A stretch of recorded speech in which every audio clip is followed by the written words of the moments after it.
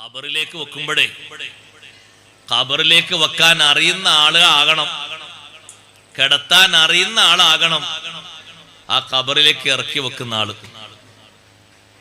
കെട്ടയിക്കാൻ അറിയുന്ന ആള് എന്നല്ല, കിടത്താൻ അറിയുന്ന ആള്. മലർത്തി കിടത്തിയിട്ട് മുഖം ചരിച്ചു വെക്കുന്ന ആളാകരുത്.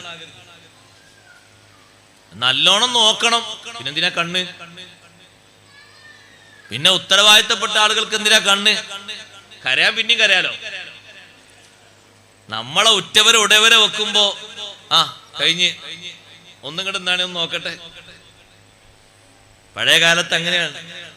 നമ്മളെ ലത്തീഫ് ഉസ്താദ് എടക്കുളം, അല്ലാഹു തആല ദർജയേറ്റി കൊടുക്കട്ടെ, ലത്തീഫ് ഉസ്താദ് ഉള്ള സമയത്ത് ഏത് ഖബറിലേക്ക് മയ്യത്ത് വെച്ചോ ഒന്നും കൂടെ ഒന്നാണെന്നാണ് എല്ലാരും ഉസ്താദ് നോക്കും.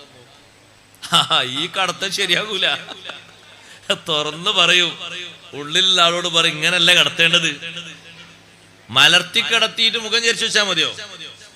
അല്ലല്ലല്ല, ചെരിച്ച് കിടത്തണം.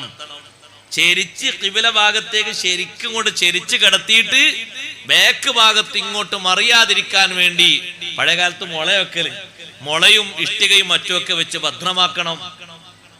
മലർത്തി കിടത്തിയിട്ട് മുഖം ചരിച്ചു വെച്ചാൽ ആ മറവ് ചെയ്യൽ സ്വഹീഹാകൂല. അത് ഖിബലയിലേക്ക് മുന്നിടിച്ചു എന്ന് പറയാൻ പറ്റൂല. അതിനെപ്പറ്റി ഇപ്പൊ ആരൊക്കെ കുറ്റക്കാര്? ഒരാളെ മേലല്ല ബാധ്യത, മൊത്തം മുക്കല്ലഫുകളുടെ മേലിലാണ്. പുരുഷന്മാർക്കാണ് എന്റെ ഡ്യൂട്ടി. അതിന് പെണ്ണുങ്ങളിലേക്ക് വിട്ടുകൊടുക്കണ്ട.